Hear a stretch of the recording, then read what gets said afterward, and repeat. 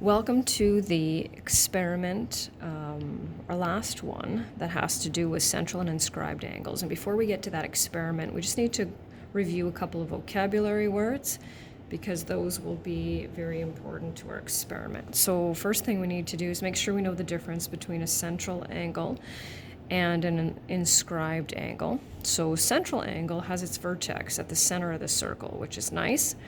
And an inscribed angle has its vertex on the edge or the circle itself. And so there are a couple of different ways that we can label that, right? So we're interested in this angle here. And so we're going to call that either angle BOA or angle AOB. And we know we can do both. So just for this one, I'm going to label both of them, but that'll be it. And then you can choose. Obviously, we have to remember that the O is in the center. Inscribed angle, we're dealing with this one here. So we can call that angle ACB or angle BCA. And it says underneath that, it says the inscribed and central angles of this in this circle are subtended, which is a new word, but not super complicated, which means to be opposite to and extended from by the minor arc. And so really what that means is that if you look at this here, right, you can see this, and this is a minor arc, right? Minor because it's less than 180. So you can see that this angle encompasses this arc, and so does this one. So it'll take a little bit of practice, but we'll get into the experiment right away. I'm just going to zoom in a little bit so that you can see the whole circle. There we go. So I'm just going to keep a circle here, and I'll read the instructions to you. So we need a protractor and a ruler. Once again, last time we'll need a protractor that I can think of anyway. So first step, it says, is to label the center point O. So we'll do that. And then it says choose 2 points A and B on the circle. And it doesn't really matter where. It's best if we don't put them so that we create a diameter, but you know what? I've had so many students do this in so many different ways, and it always seems to work out. Almost always, I should say. So that's good. If you have this in front of you, then definitely do it with me. So there's my A. And there's my B, okay? And then it says choose a third point, C, on the circle. So here's my C. And then it says join AC. So I will do that. AC, and I hope you can see what kinds of angles we'll be creating, right? Central, of course, and inscribed. Join AC and BC.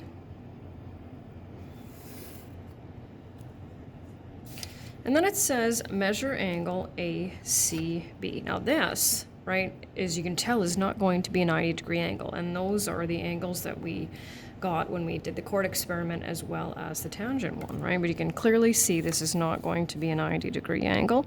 And it's not supposed to be the same as mine at all. It just depends on where you've drawn that. So I've got 10, 20, 30, 40. I've got 48 degrees.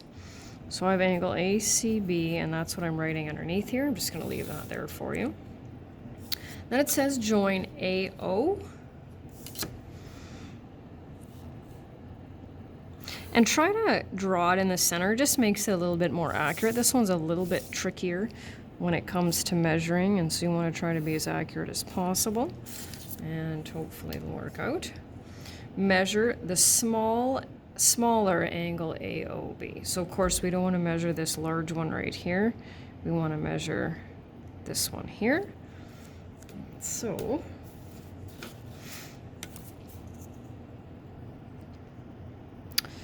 I get, if I extend it, I get 96. So I'm going to slide that down now.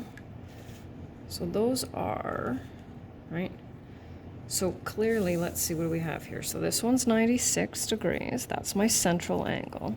And this one's 48 degrees. What's the relationship between those two? And they didn't work out, so sometimes they work out a little bit nicer. This one's not too bad. Might need a calculator for this. But the central angle is what compared to the inscribed angle? How do I get from this to this? I double it. So this central angle is twice the measure of the inscribed angle. And if you want to look at it the other way, the inscribed angle is half the measure of the central angle. So I'm going to say angle ACB is half the measure of angle AOB. That's part one. And then part two, this one's always pretty neat. So this is another one. It says label the center point O. What I like about this one is students always have really nifty designs here. Now, number two is very important. It says mark 5 points A, B, C, D, and E in order on the circle. And you don't want to have them super close together, but they don't have to be equidistant either. So I'm going to put A,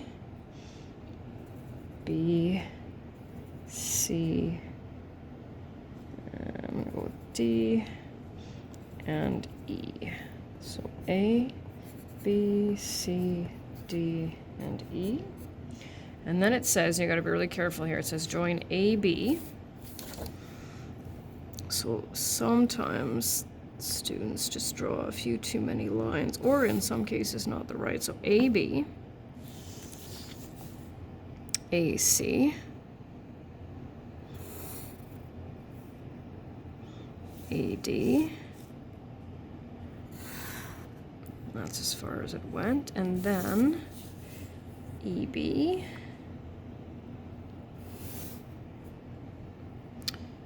EC,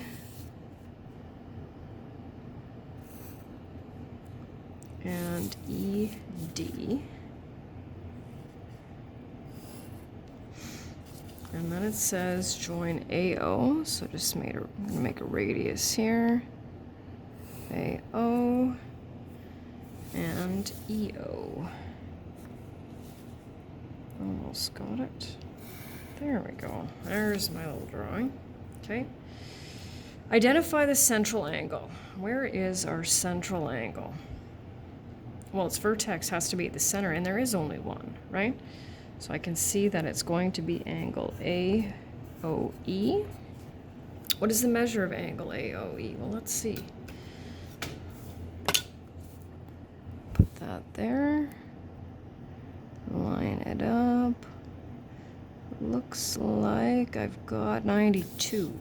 Almost made that, and I wasn't trying to though. 92 degrees. Then it says identify 3 inscribed angles. Okay, so here's what we want to be able to do, and I'm going to try to get it all here. So you can see how we're dealing with this AOE, right, has to do with this minor arc. And we want to make sure our inscribed angles also have to deal with that minor arc. But don't forget their vertex is going to be on the circle.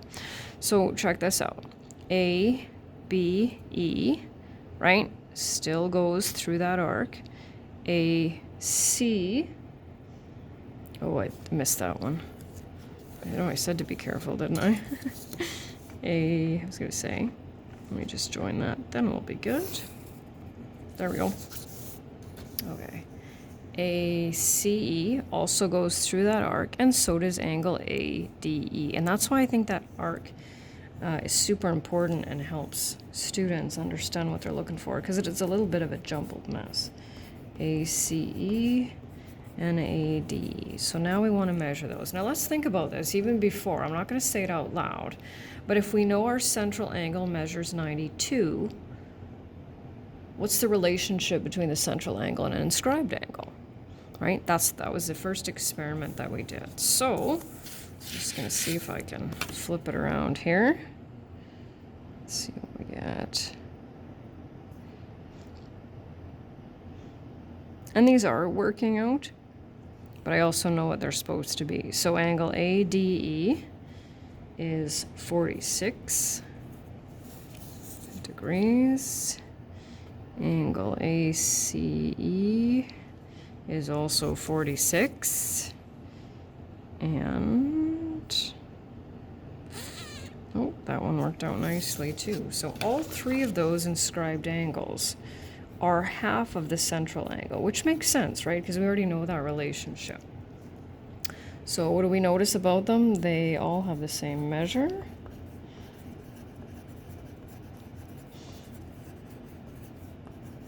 And then our conclusion is number 9. It says, in a circle, all inscribed angles subtended, which are opposite and extend from one side to the other, has to do with that arc, by the same arc R. And most students here say equal, which is true, but when we're dealing with geometry, oftentimes we like to say congruent. And that's our last experiment.